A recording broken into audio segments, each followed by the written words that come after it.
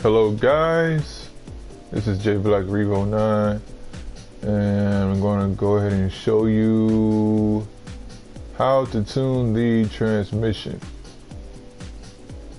Okay, go home and select a vehicle. Alright, what would be a good vehicle? Okay, we'll use one of my favorite cars, the Skyline Nissan GTR. So I'll get into that car. Alright. Now, in order to tune your transmission, you want to first go over to the dyno chart and pay attention to the gray line, which represents the torque. The blue line represents the horsepower. Blue line, acceleration, torque, yada yada yada. They both work together. Real life, after I think what 5250 or 5250 RPM, that's when they meet and cross paths, and then boom, you have your power band. Your power band is the area in which the torque and the acceleration have already crossed paths. So that gap where they're both working together at the same time, that's your power band. It can range from being narrow or wide. In this case, the Skyline GTR V-Spec has a wide power band, so therefore you want your gears to be wide, but also not too wide in which you have a problem with it not accelerating like how it should.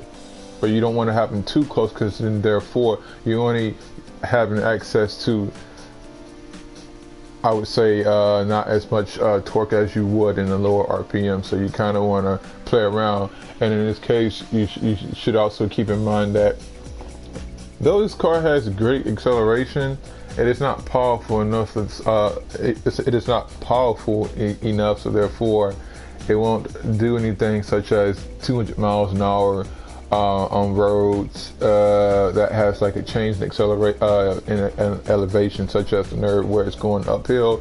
You would notice that it doesn't have enough to actually get it to go over 200 miles, because there's a whole lot of more forces working in play compared to another car, such as, for example, the Ferrari F40. If I go over to the F40, you can look at the chart, the dyno chart. This car can go over 200 easy, because it's still able to have access to torque even at high RPMs. With the GTR, at higher RPMs, it starts to lose torque significantly, way more than what it should. I was trying to use a big word like significantly, but it finally came out. Okay, yeah. So you get what I'm saying. So let's go back. Okay. So in this case, the GTR, you want to go down to your transmission. Let me go ahead and get a copy that we can use. And change this to T7. Copy, go over to empty, and let me paste. Okay, select. Alright. Let me go ahead and change. I just realized I actually changed the soundtrack again. I must have added some music. Okay. Alright. Your numbers. Alright. These high numbers right here from gears ranging from first all the way down to the fifth gear are considered low gear ratios, if I'm saying that right. Yeah, this would be considered a high gear ratio, or your overdrive gear, gears that you use in real life, in which this gear right here, gear 6, is geared toward using the torque of the vehicle for cruising speeds. Your lower gear ratios, such as 3.517, are using more torque toward the wheels, of course, and horsepower, but this is geared toward a car that doesn't necessarily put out a lot of torque immediately. So for example, you need a really low gear, which is a high number, to get the car to go from 0 to 60. Pretty much, you know, go from a point in which it's not moving to a point in which it's moving. So, for example, 3.517 ratio would work in this case, because if you look back up at the graph, you'll notice that at almost 1500 RPM or anything less, there's basically nothing up until a point where I say like ranging afterwards to like I say after I think it says 4,000 or 5,000, you should start getting power. Also keep in mind too that there's a guessing game involved with Gtsport, unfortunately, when it comes to the dyno chart, because it doesn't give you a full detailed dyno chart. But if you pay attention to the specs, you'll see your max torque and your max power peaks and where it starts. So for example, since you have the GTR, you want to start tuning your transmission gears or the torque, but pretty much after 45 RPM. I mean 4,500 RPM, because after that point, that's when you start to get into the torque. You start getting the most torque, of course, at the lower RPMs, but as you go into higher revs, you lose it, which is why you want gears that have more access, such as the low RPM. So I'm just going to make it really simple. Basically, in the game, you want higher numbers. You want numbers that are bigger than previous numbers to get the car to move like it should. But you also want to keep in mind that you don't want to have your gears too close or too wide, and you don't want to shorten the amount of distance that each gear can do with the car, depending on the amount of horsepower or torque that car may have, depending on your tune. So for example, since my car is putting out 538 horses and 554 pounds of torque, I didn't want to drop the top speed all the way to the left, even though in some cases you can probably do that, but it hurts the performance of the car. If you tune your car correctly, how you should in real life, you'll get a more rewarding feeling. Even though in this game you can still do a bit of a transmission flow where you get that immediate acceleration, but you only get that acceleration. And if, like I said, you tune your car right, that's when the torque kicks in, and you start to notice that you're starting to catch up with the other players who have their gears only, who only have their cars geared toward acceleration rather than torque, because they don't understand the numbers. So in this case, I have my final gear at 864. So this is where it kind of gets a whole lot more complex. Okay, if you have the gear shifting at a higher rev, closer to the peak power of the engine, and in this case, I think it's 7,500. So if it's at 7,500, you can notice at that point, which is right there, if you can see it. I wish I had an arrow to actually move right over, but I can't because it's moved. But at that point, it's probably only having an excess of about, I'd say, 250 pounds of torque before, once it passes 7,500 RPM, then there's a really slight or rapid drop in horsepower and torque at that point. And so if you notice, if you're driving the car and you're going down the straight, once it gets past the maximum power, that's when you start to see the engine kind of hesitate or stutter in the game, though it still happens to accelerate, which I don't know why the game does that, because in real life, that's it. Once you get to that peak power, you ain't get no more power out of it.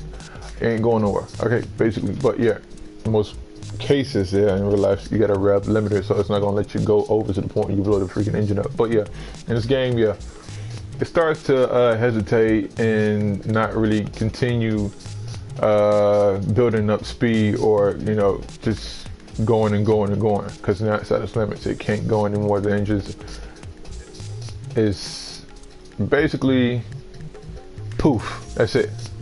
So in this example, since I got a gear ratio of 0.864, my engine, well, my gear is shifting almost close to the maximum speed, and because of that, I got a higher number, which is high gear ratio, even though low, high, but high gear ratio.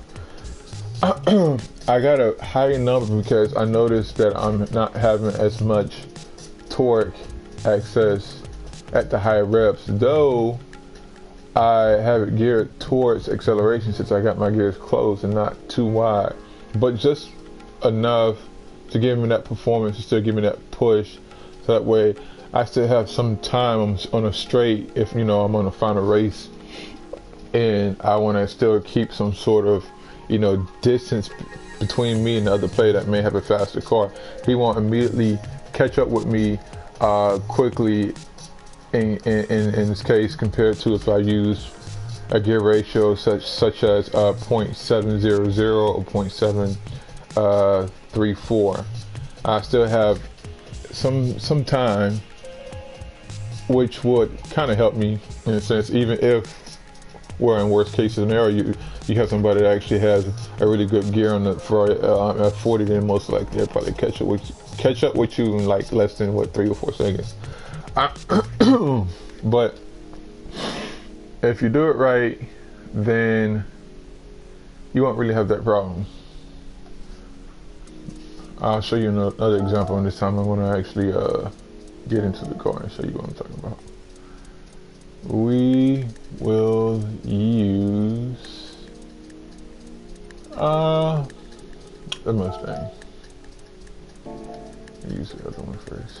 Where's the other one?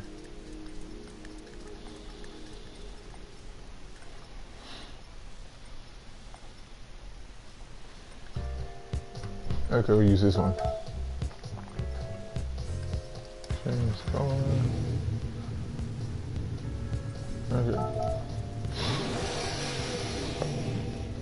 This one, though it seems kind of odd, is actually really good.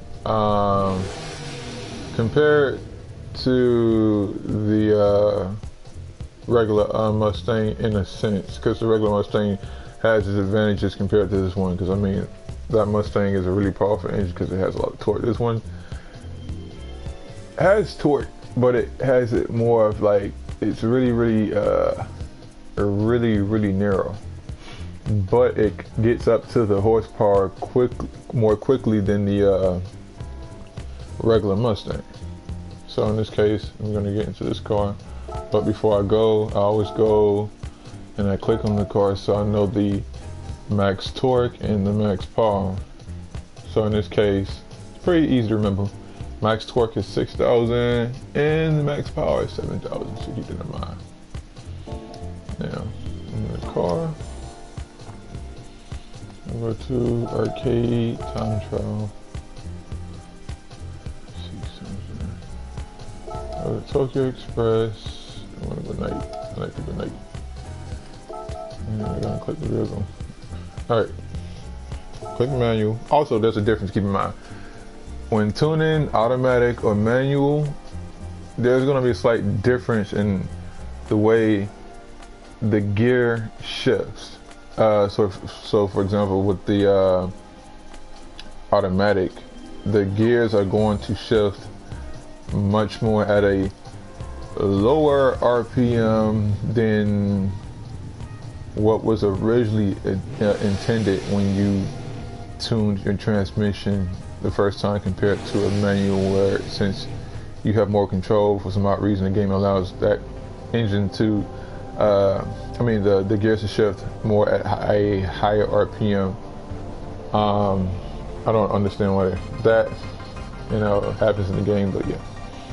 So for this example, I got 530 horses, yada yada yada, 512 pounds torque.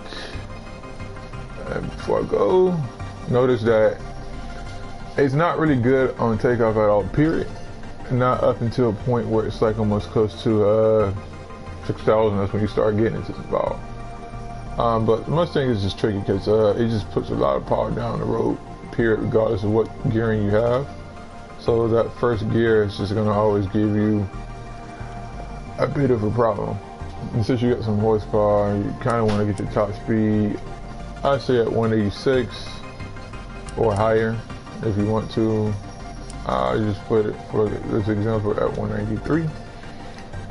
I'm not going to really change the first gear. I kind of like it where it's at right now at 65. But for the other gears, everything's about right for right now until I actually check it out to see where it's shifting at. But you only have a very, very narrow power band of 6,000 up into 7, because after 7, there's nothing. So you want to be shifting in that range. And you also don't want it to kind of shift out of the power a little too much. So in a sense, if you wanted to, you could reduce the final gear ratio if you wanted to, but it depends on where you're gonna use this car at. So for example, if you're gonna use this car for racing, you don't want to have it below 3,000 or 3.000. Or if you want to try to keep it at stock, you can work with it. I'm going to keep mine at stock ratio because the car still performs better. I usually get it up higher after I get my car finally tuned. We're going to check to see where it's shifting at.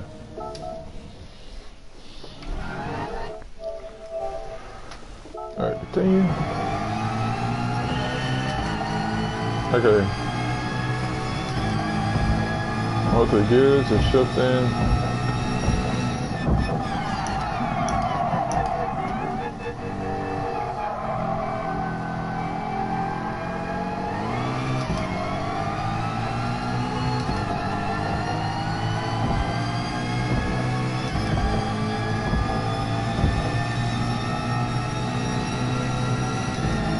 Most of the gears are shifting at 65 and all the way up to 7,000. And since you had a final ratio of 3.319, it's not revving too fast, so it kind of allows you to actually have a good steady rate of the power. Because I mean, if you would have give this engine like a 4.11 ratio, of course that won't work too well in real life because you'll be having a problem with shifting the car constantly. You're probably using the power way too much. I'm kind of babbling. Let me go back. So if you want to use more power, you want to widen the gears.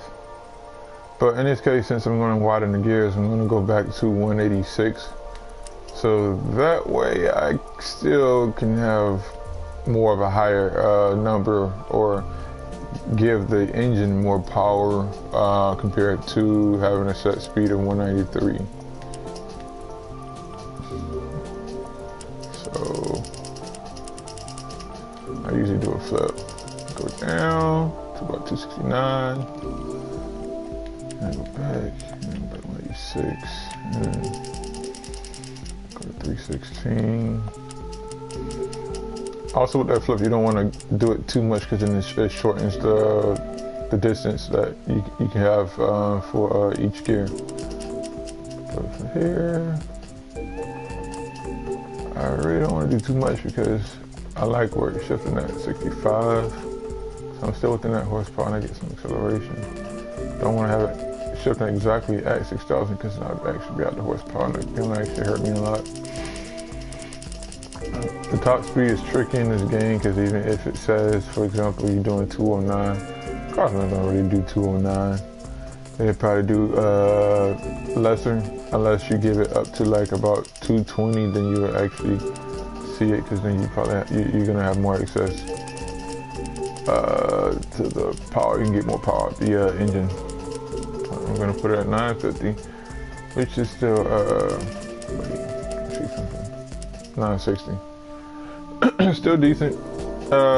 It's a high gear ratio, almost borderline close to like the low gear ratios. That's still good because in this case, these numbers represents the amount of the what is I'm saying it right? The input of the engine compared to the transmission, which is 1, but in the game it doesn't show you. So for example, in actuality, it would be 2.985 ratio to 1. 1 would represent the transmission. This, in this case, 2.9 is the engine. So engine numbers, and then transmission is 1. So the engine's putting in power, so it's input, and then the transmission is output. So it's putting the power down the wheels. So basically, it's just doing 2.985 turns of the crankshaft. If I'm saying that right, it's a shaft. I can't say it exactly, but yeah, it's a shaft that's spinning and that's transferring the power to the wheels. But then in a front wheel drive is tricky because the front wheel drive doesn't actually have a shaft. But you kind of get the picture. I'll kind of raise this up just a little bit, because I mean, I like the way the other gears are.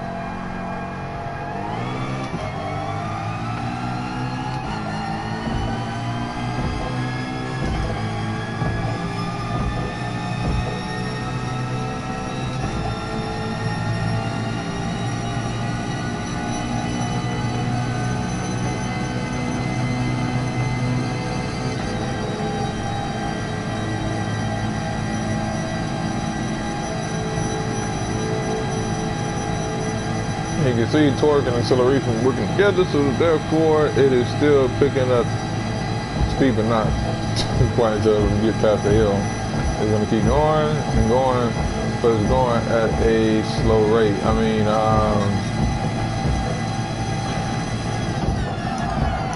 that's because of the downforce. Downforce is kicking in, so it's keeping it from actually doing more power. You can get a higher top speed from the regular Mustang than this, but this turns and it's slider, so all that stuff. I'm just gonna see if I can make it a whole lot more brief, because it probably confused a lot of people. But yeah.